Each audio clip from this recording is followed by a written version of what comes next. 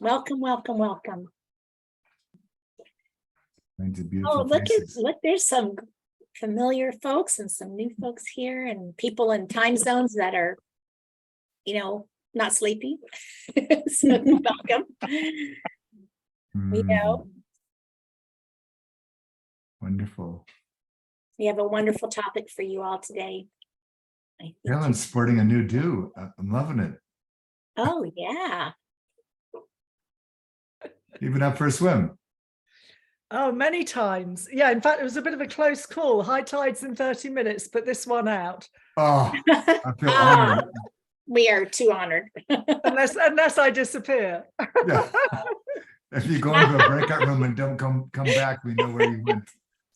That's right. That's right. A new meaning to break out. Yeah. Good to see everyone. Welcome. All right. Wow, good turnout. Yeah. Jill's at the beach. She's got water hair too. There you go. Just at the beach disguised as a desert. Are you going to show them what's behind you, Jill? No, that's why she has not. Best of both worlds. Yeah. Right. Anybody else want to check in about how they're doing or what they're doing or how things are for them today?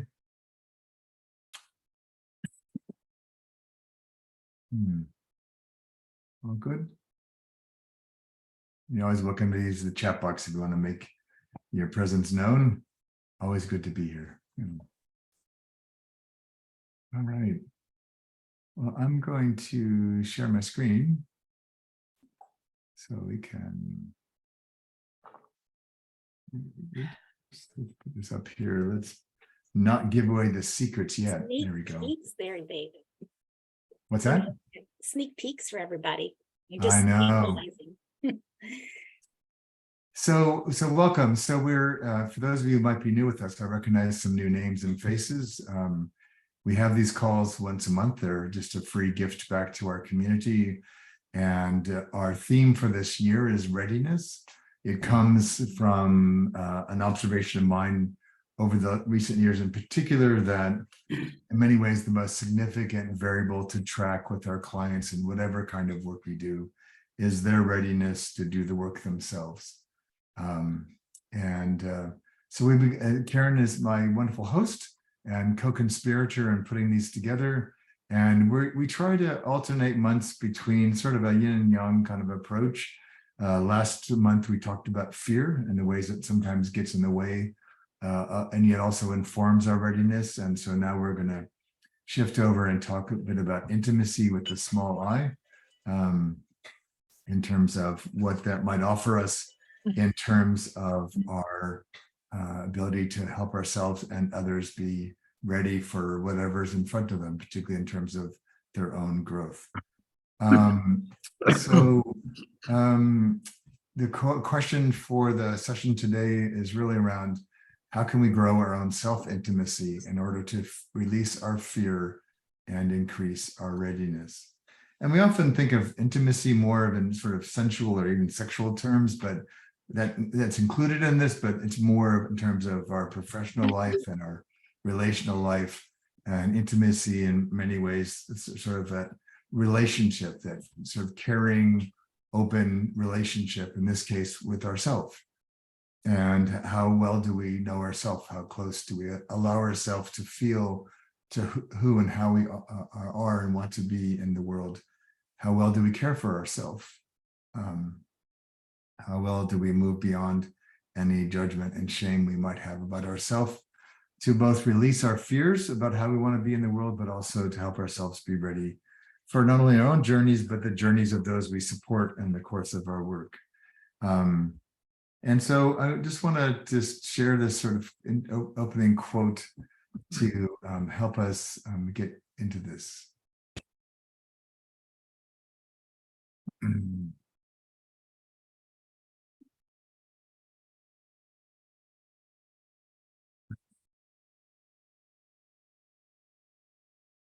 So I've tied this to an adapted photo that Karen sent me. But I put this in here because one of the things we're going to talk about in terms of intimacy is this idea of surrender. And I've got some thoughts about that in a minute. And in the course of all of the work that we do out beyond coaching, as many people know it, is our ability to allow ourselves to be present and with what's emerging, present in the moment, and willing to put ourselves into the mix with our clients in the course of creating this space for deeper conversations and change. And when traditional coaching often has this idea where you're supposed to set agendas for sessions early on, you're supposed to set goals as if you could know where to go and how to get there. And so I like this idea of artists who actually surrender to the canvas, surrender to the space, whatever their medium they're working in, with maybe a germ of an idea or a sensation. And that's what we're going to talk about today in terms of what intimacy might include. So here's some of the, for those of you who learn better from reading or from words and pictures, here's just a few places for us to get started, and then we'll get ourselves set up for a practice. So I'll let you just read this. Then I'll share a few thoughts.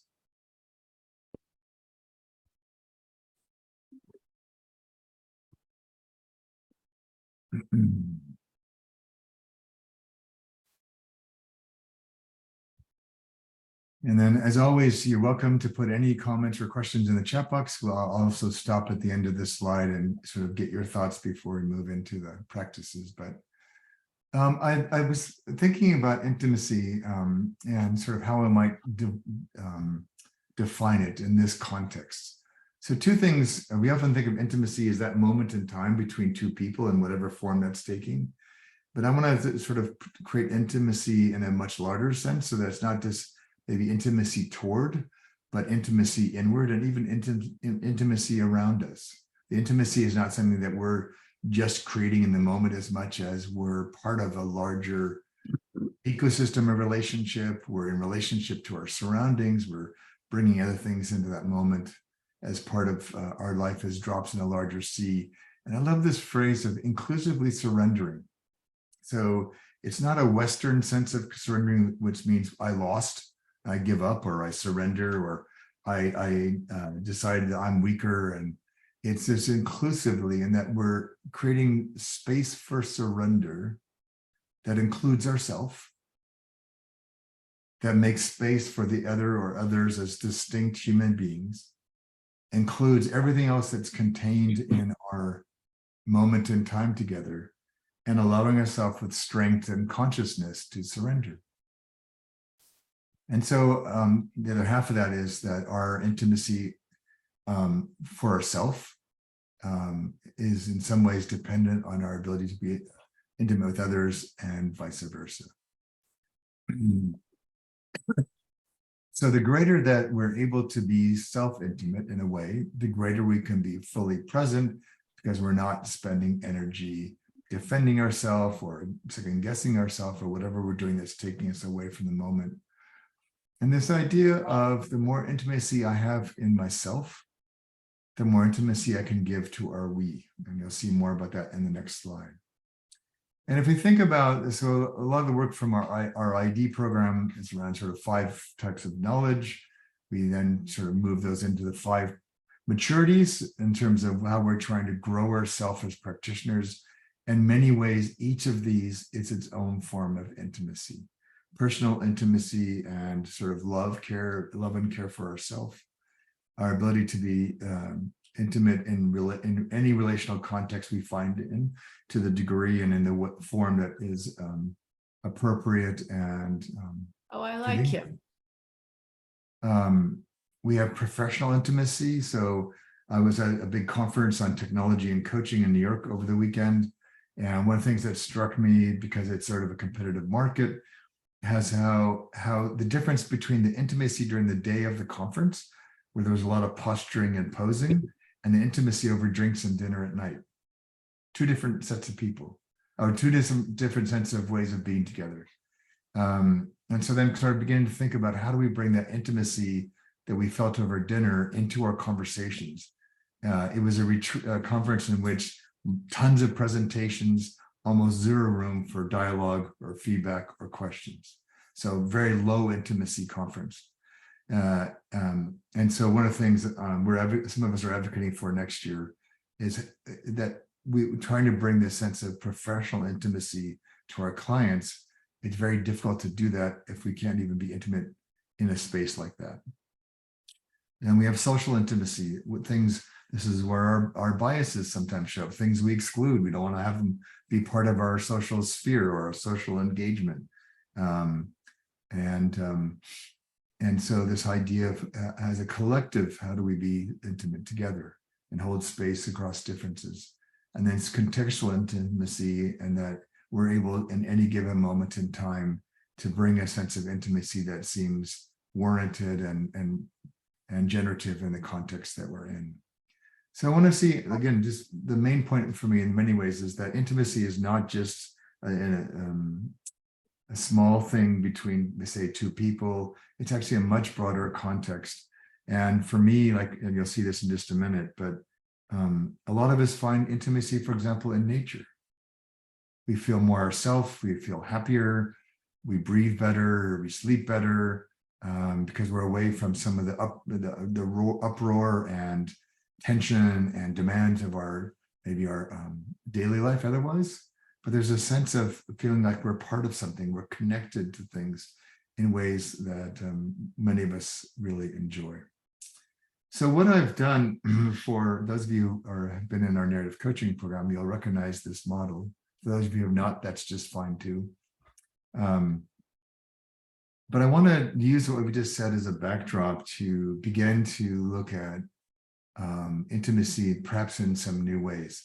So this is the narrative coaching frame, and it's built around a rite of passage. It's a movement from situate to welcoming to what is, all the way through search, which is around more about what if and what do I need to discover here to address this journey I've found myself on.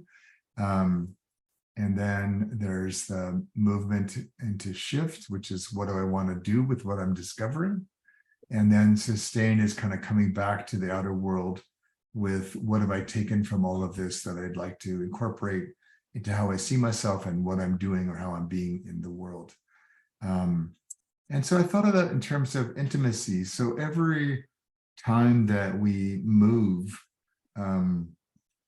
in how we're relating, I would like to propose that we're moving to a different level of intimacy.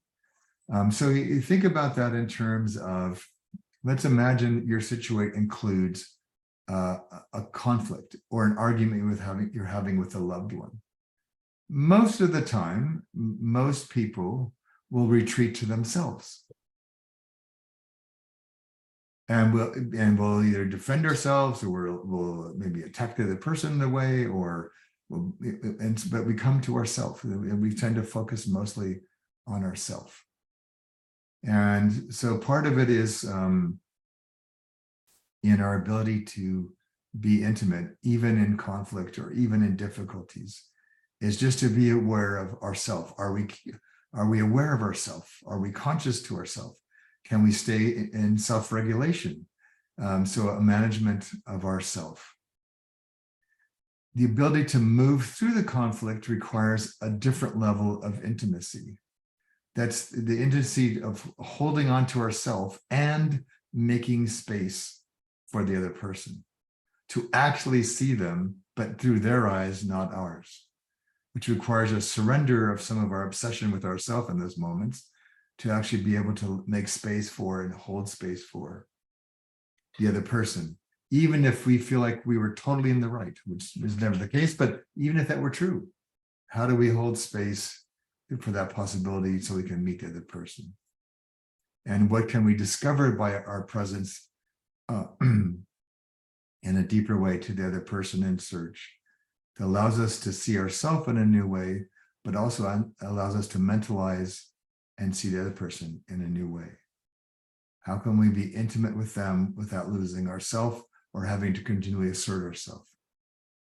if we do that well, we start to have this sort of what Martin Buber would call an I-thou relationship, a deeper relationship between the two of you. And then as you move over to the right side and shift in this, say, in the middle of this conflict, maybe you found a way to make this first part work.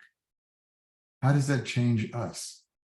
So it changes the nature of the relationship. It provides a generative memory of something that you've moved through. It might, if it doesn't go well, it might create some wounding in us or some things that need to be resolved later. But there's at least a return to a sense of us, not I versus you in kind of a sparring manner. In that, you might learn some new skills. That enriches the sense of us. And then I want to make that distinction between then the movement up to sustain is the sense of identity of we, like how will we move forward as in relationship between whether it's you and one other person or you and a group or the group itself. How is our sense of we, our identity as we, enriched, hopefully, from this encounter? And yeah. And so I want to just offer this, that as we're moving through something, particularly when there's points of difficulty, it's an invitation to advance our sense of intimacy, to be able to create a space where not only do we have more potential for growth ourselves, but we also have the opportunity to grow the relationship. And in many ways, let's say if you're a coach, you're doing the same thing with your clients. If you get all caught up in yourself and your own formulations and your models or your methods or how clever you are with your questions, you're never going to really see the you in the client as an independent and unique human being. As you start to create more and more space for them and let them drive and be with more and more of the conversation, there's a sense of us, a sense of relational intimacy that forms between the two of you. And that we don't form a we as an ongoing partnership, but there's a sense of that we've done this, we've become this together in terms of our work together as a coach and a client. So I'm just going to stop there, having sort of shared this, and see from Karen if there's any things in our chat box we would like to explore further. If any of you want to raise your hand, and Karen can call on you to see what of this is landing for you, what's coming up for you, what's confusing to you that I might help clarify. And then we'll give you your first practice for the day. Well, Betty did share something. Betty, would you like to unmute and talk a little bit more about that? Yeah, I could do that. I don't know if I'm showing up on the screen there, but You are. Oh, okay. Well, I can't see myself, but oh, I know why. Because my last time I was on, I locked my self view. I'd closed it. No. Okay. So anyway, here I am. Yeah, I had written that, when I get into a conflict situation, I find it helpful to withdraw for a while, because I find when I'm in the middle of something, it's just too overstimulating for me, and a lot of feelings come up and I can't sort it out in the presence of another person. So maybe the thing to do there is to just sort of communicate what you're doing rather than just walking off, Yes. So that it's a kind of connection, like we can get back to this. Yeah. And so it's a great point, Betty, because we often think of intimacy as warm and fuzzy and, togetherness, I suppose. But intimacy, and like for me, I have traditionally done the same, Betty. And I've learned the value of not just walking away, even because then the other person then may feel abandoned or disrespected or whatever. But it also doesn't mean that I have to force myself to stay in something where I'm not at my best for myself or for others. Right. I have one of my favorite relational stories in my life was in my last relationship, on our second date. We lived in different countries at the time. I arrived like 36 hours before, had a day of work with a client I'd never met in a language I didn't speak. And so I told my partner, I as an introvert, I will be exhausted by the end of the day. So when I get back to your house, I just need a few minutes by myself to regroup. So I can kind of transition to this. She's more of an extrovert. And and she was very happy that I was there. So she had made me this really fancy dinner and put out candles and all the kind of romantic things one does.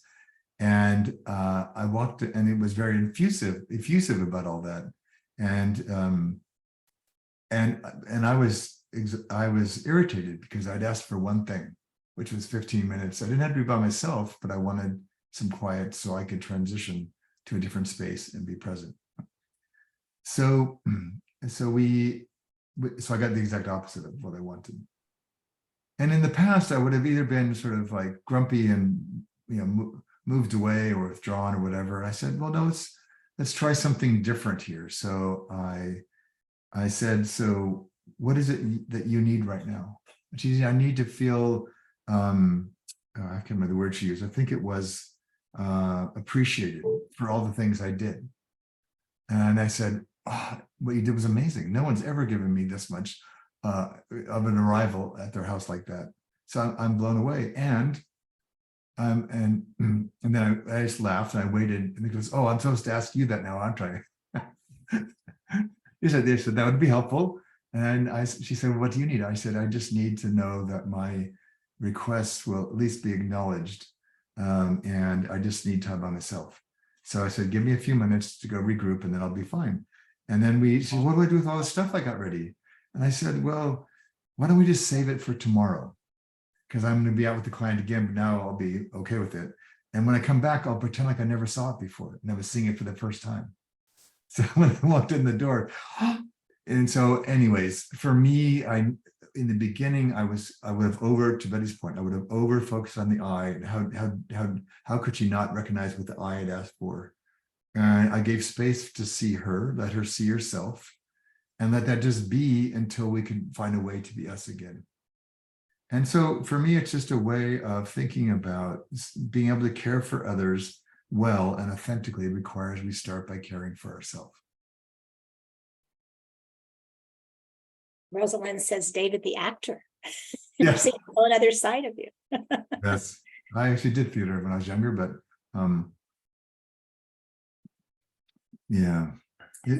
For me, it's because I realized you could fast forward pretty quickly in that first 10 seconds when I came in the front door. I could predict exactly how this would turn out if I had done my usual thing and she'd done hers, and it would have been a waste of a wonderful evening. So I said, let's do something different. And I could hold on to my need like this fully. And this is the idea of inclusively surrendering. I could, knowing that my need wasn't going away, that I wasn't losing myself, I could still make space for her need.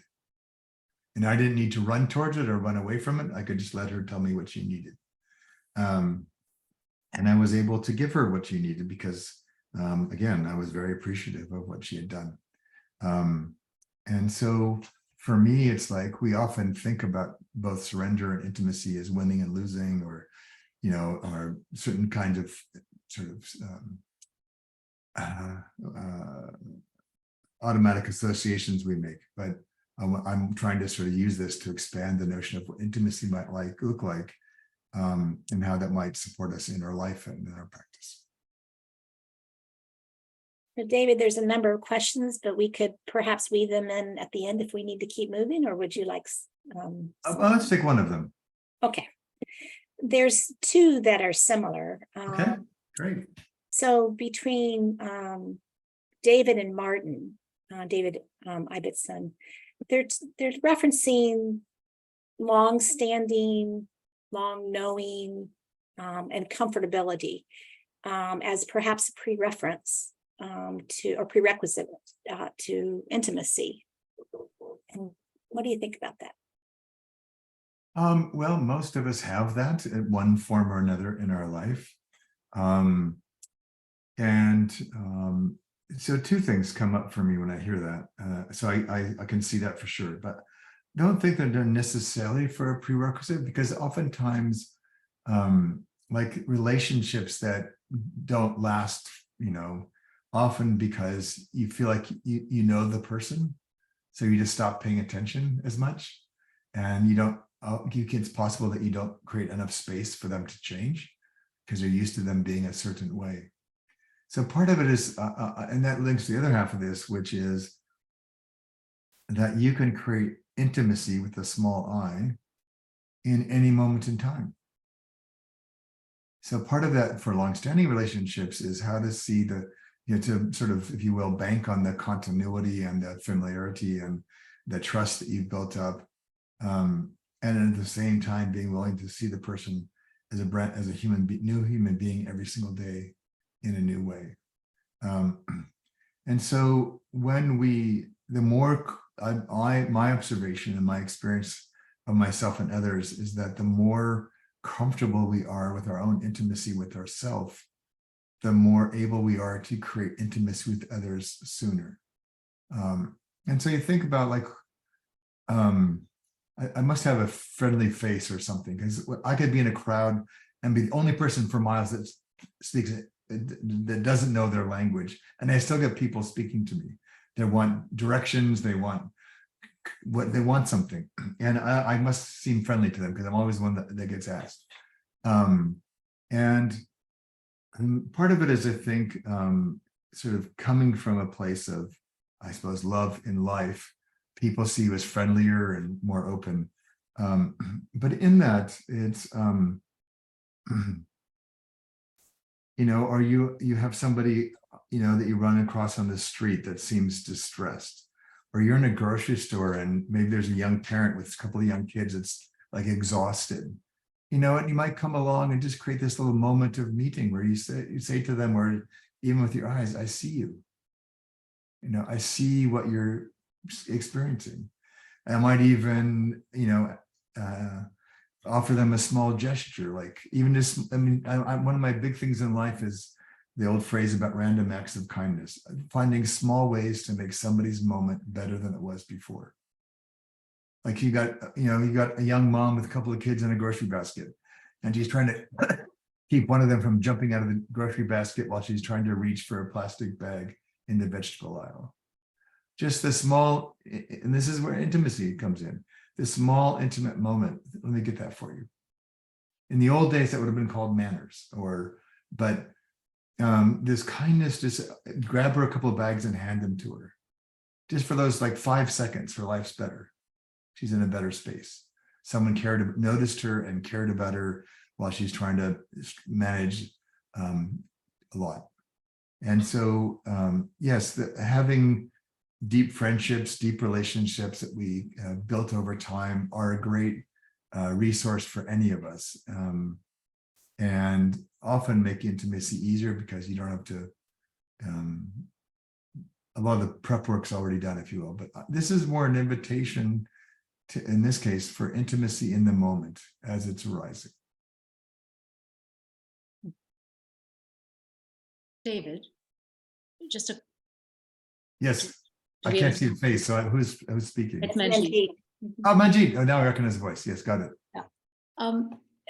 We have time for a quick comment. What you're saying reminds me of, yeah, again, it's this connotation of the word intimacy, right? Because we can think that it means these deep personal relationships. And your stories here about intimacy quickly. I used to train sales and used to be in sales. And it's interesting because, I would often say that you can create intimacy within even 30 seconds because we already make decisions about each other. I think they say it takes 30, 34 seconds for people to sort of get a sense of who you are. So sometimes even without speaking, I find there's an energy resonance as well, right? People can sense it. So yeah, and then the other thing for me is that right away that came out, intimacy in the moment to me is being present in the moment. Where we can sort of notice these small details, as you said. So yeah, thanks for the reminder, because you're welcome. Intimacy is a loaded word sometimes. It very much so. And also even in our work, the way we've expanded this and the presence, so presence is often construed in the coaching spaces. You have to go like all Buddhist on people. So I'm calm, I'm centered, and this is for me more of the sort of Thich Nhat Hanh approach of more engaged Buddhism, more relational Buddhism, more socially active Buddhism, where we're, and where whatever background you have, but it's more of a relational, it's a more of an intimate present, not just a purely mindful presence. So, all right, so I'd like to move on. We have all of your questions will be there, and we'll pick up some more later, but I'd like to give you a chance to do some practice. So I find this photo of this really handsome man. I thought I would include this here. So, oh, yay, thank you for whoever funny laughed. Well, I thought it was funny myself, but so just punchline to this story. This was me having an extraordinarily not planned adventure in the wilderness, and for a lot of reasons, climate change had completely changed topography. My map was not correct, et cetera, et cetera, et cetera. And I got here and I just had this profound toast to life. It was a really vibrant, alive time to be in that experience and to develop an intimate relationship with the land, to find myself out of the place I was in. So what I'd like you to do is I'd like you just, so Karen, if we could just break them into, say, groups of 2. Okay. And what I'd like you to do is just share about a time when you felt close to yourself. And you can interpret that phrase however you would like. But if you were to imagine in your mind this sense of self-intimacy, closeness to oneself, think about a time when you experienced that, and then share that with your partner. So if we could give them like 10 minutes for that, Karen, that would be great.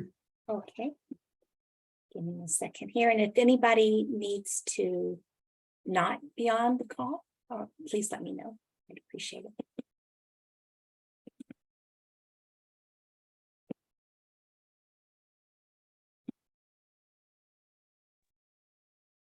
I'm making a few adjustments, so bear with me. Okay, no worries.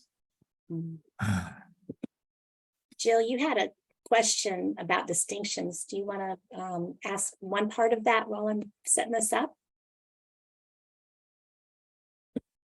Sure. I'm not great at being briefed. So we're going to ask you to. Thank you. No, the question was a little bit of a nerdy question about grammatical and like syntactical distinctions, because I'm not as familiar, having not gone through the narrative coaching thing with the frame, but I was curious about the distinction between the us and the we, because they're kind of representative in a way of the same people. And so I was curious, like as one being the subject and one being the object. And I was also curious with the you, which could be both a subject or an object. And number 2, like, is that a subject like I or we, or is that an us, or does it matter? Or what kinds of different positions might that? I don't know if that question makes any sense, but. Makes total sense. And it's always great to have an English professor in the class, because they ask you these really hard, important questions. Just really simply, without going too far into it, when we're stuck only in the I, it's easy to see the you as an object. In this case, I mean you as a subject, it fully intact in himself or herself, their self, and to hold space for both to be equal. I look at the us and the we. Yes, they both represent sort of the collective in a way. I look at the us as like between the I and the you, in this moment between us in this period. And then I look at the we as in some ways, and I know it's always a bit petrifying trying to explain to a grammar English expert here, but the we is what we then take to the world. It's our outer facing us in a way. And then it's sort of the thing I feel like has continuity outside of ourself, whereas the us is more in how the relationship is in that moment between the encounter between I and you. And I appreciate it. I'm not going to get down in the weeds. I'll say for me, even for another time or maybe later, what I was thinking even more than this sort of subject position is not the fully intact subject, but how does it like in the sentence, like does like receiving the action of what's happening. So again, sort of the engagement and the relationality, like what happens there, but we don't have, I'm actually really interested in how thinking about those and moving those around sort of syntactically can allow for perhaps a broader and different, more nuanced thinking of relationality. But so I always say the map is not the entire territory. So yes, excellent. All right, so you all set to go? We're all set, and I have one group of 3, so don't be surprised. And Right. here we go. Thank you.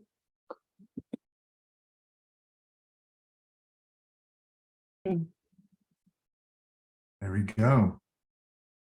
So I would love to hear what emerged for you in your conversations. What did you notice?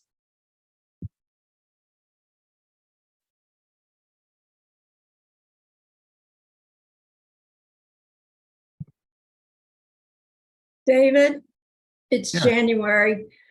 I noticed how difficult surrender is for me, full Okay. surrender. Mhm.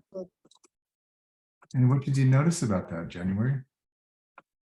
How my mind gets in my way. Hmm. Hmm. And what is your mind asking of you?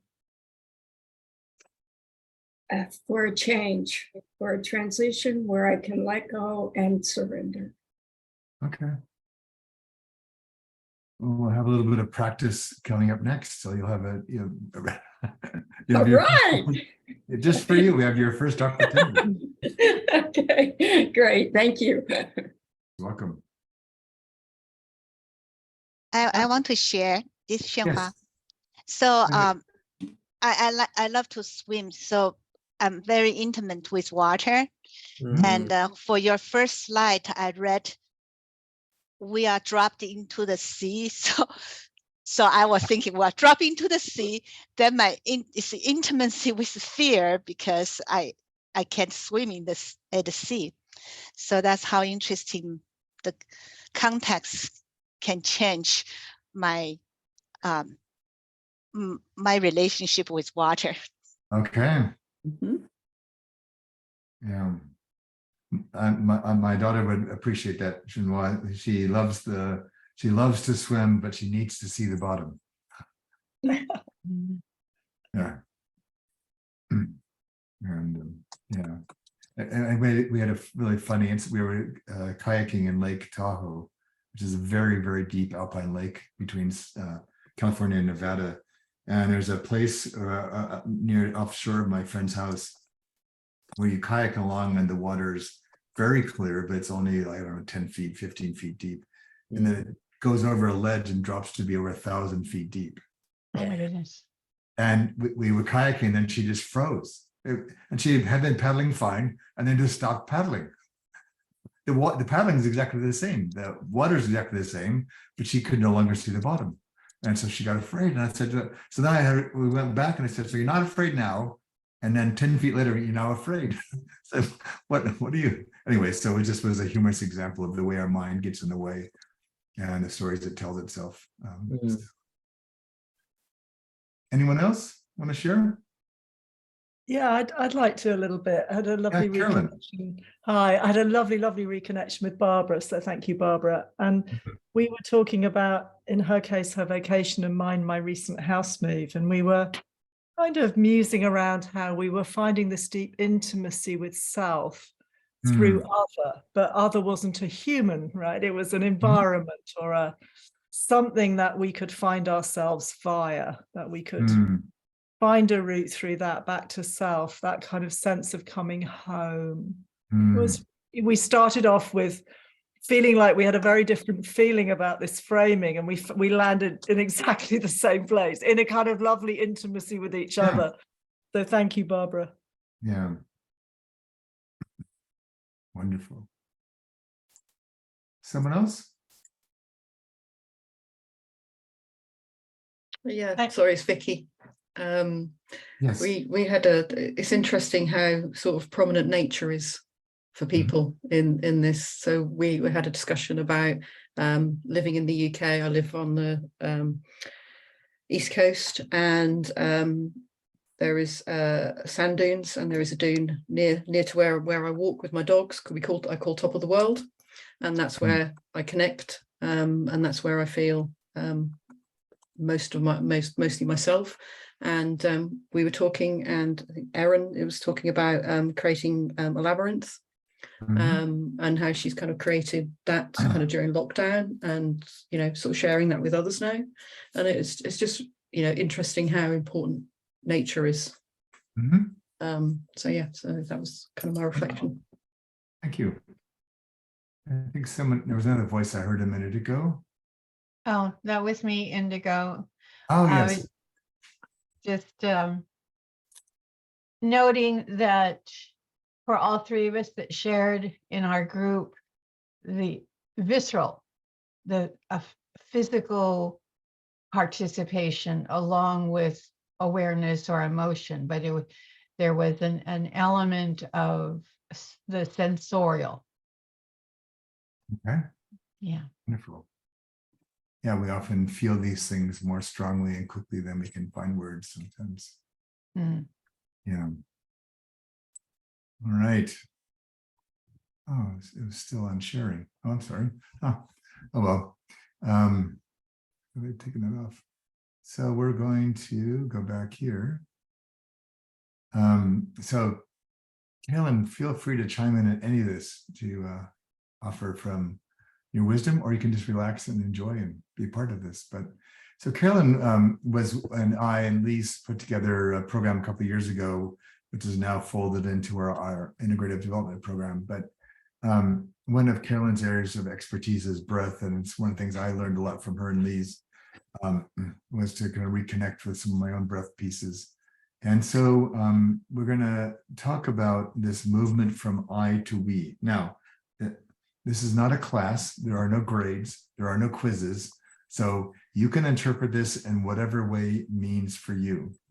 But to imagine this is if you feel like there's a relationship in your life where there's maybe some disconnects in a sense of we that's in transition or not working well, or you'd like it to be different.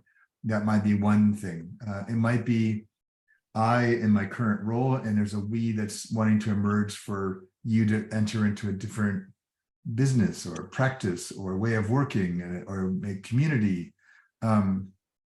So anything that's going to take you from an invitation to be more intimate with yourself and aware of what's true for you and what is right now, to what you might be wanting to move forward.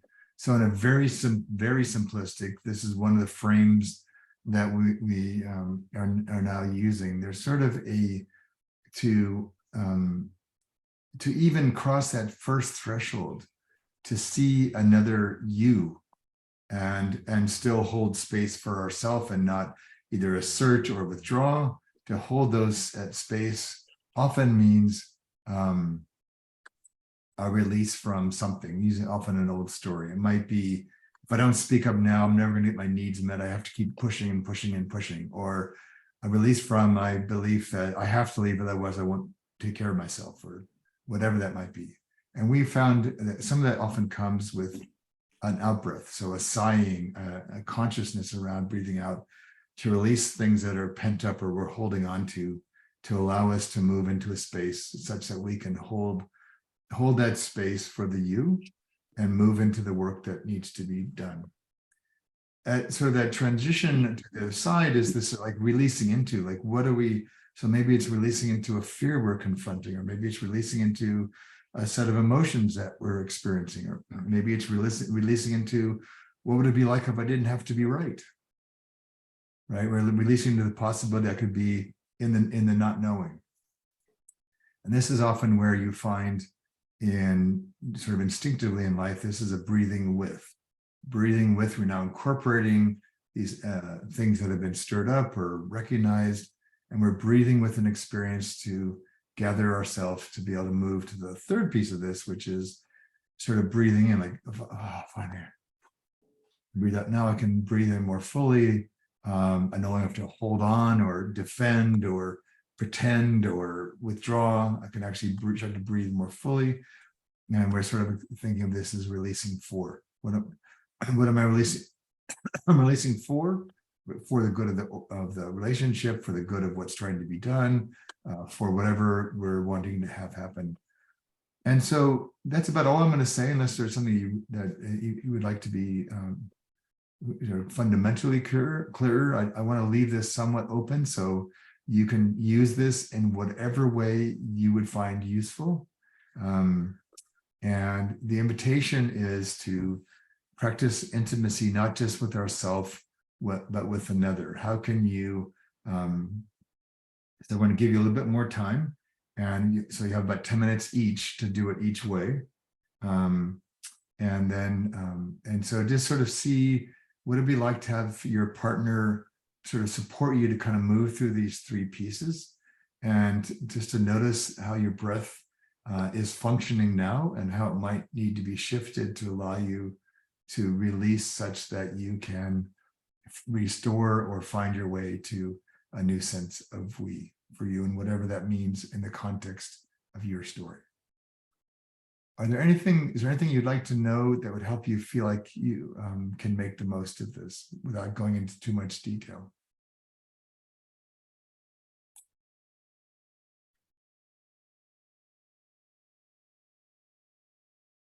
All good? So Karen, can we have groups of 2 again for 20 minutes?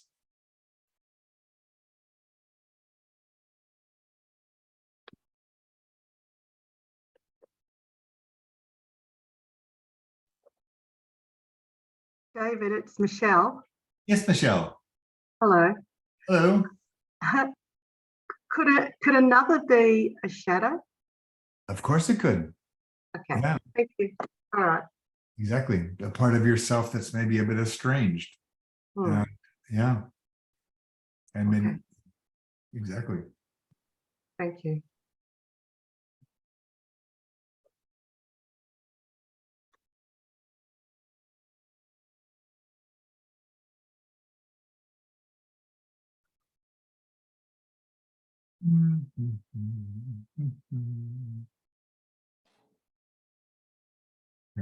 Karen's playing Master Chef behind the scenes. I am. Almost there. Is there anything you want to add, Carolyn, before we move into the groups? I think that's a very dangerous question. I know. I know the answer is yes, but I think we should keep it just as beautiful as it is. okay, thank you. Yeah, don't you? Yeah. Yeah. Yeah. I did love that you mentioned the sigh. There's something very beautiful about allowing ourselves to sigh, I think. Yeah. That touched me. All right, so we're going to sigh and go into our groups. Enjoy, folks. Oh, fantastic. Much. Wonderful. All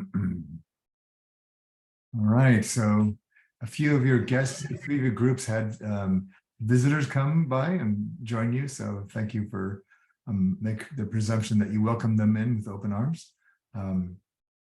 But we have about 10 minutes. I just wanted to see, and you also can put it in the chat box for if you, any of you would like to share anything before we call it a day.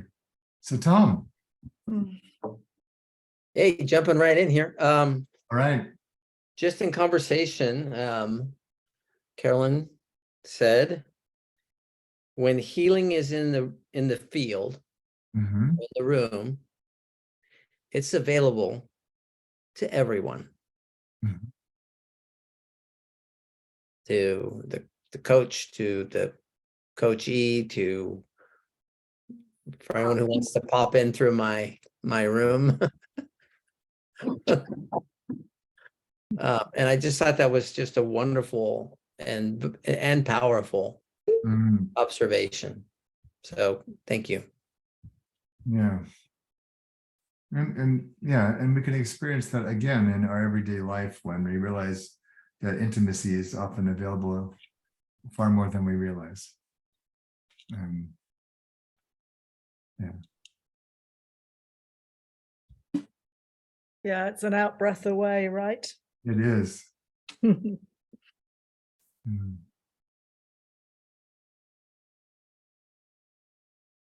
Who else would like to share about their experience?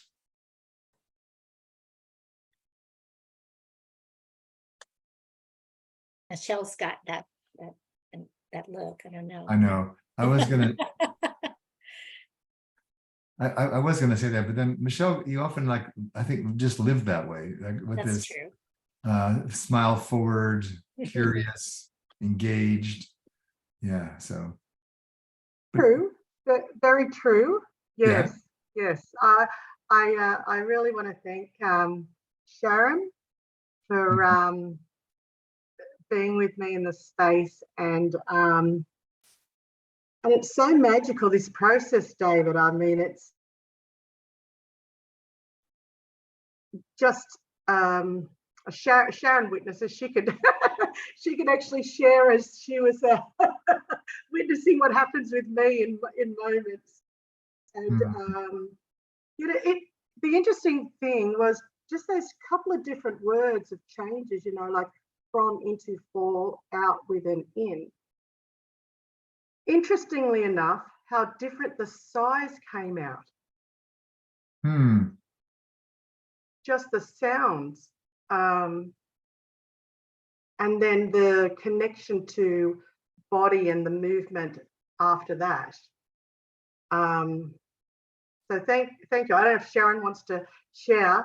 It was just quite a beautiful moment. So thanks for calling me out, guys. anytime. Yeah.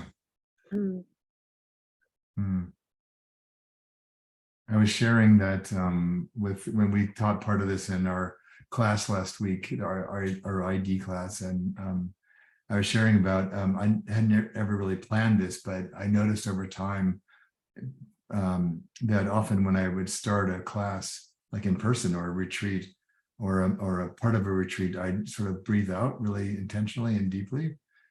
And I started to investigate, like, why do I think I do that? And part of it is to release anything that's pent up in me about an expectation I should do something. Like, well, here we go. I better get a lot of breath because you never know what I'm going to need to be doing. As opposed to when I sigh, I put all of myself and my energy back into the field where all the work needs to happen. My job is to nourish the field so it generates what we need to be seeing and doing and feeling, et cetera, and being present to all that's there. So I just started realizing it's just a way of making sure I'm clear and clean when I start a session, that I'm out of my own head or my own anxiety or my whatever. It doesn't mean that whatever I was experiencing goes away. It just means I will attend to that later. But for now, I need to move myself back into the room. So Raj. Yeah, real quick. I know it's coming in at the tail end. I'm curious, with some people, I think I can move from I to we really seamlessly, fluidly, quickly, but with some people, it doesn't seem to want to go there. Don't know why. Yeah. But if we go back to our sort of our theme around readiness, so part of that is, again, coming to all of this without judgment, just noticing sort of like, where do people get snagged or hung up in this? What are they struggling to do? And there's not much point in trying to push them on to the end if they're not ready for that. And so part of it is just noticing, as I was laughing with Karen, our favorite phrase from narrative coaching about what does this person need most from me right now?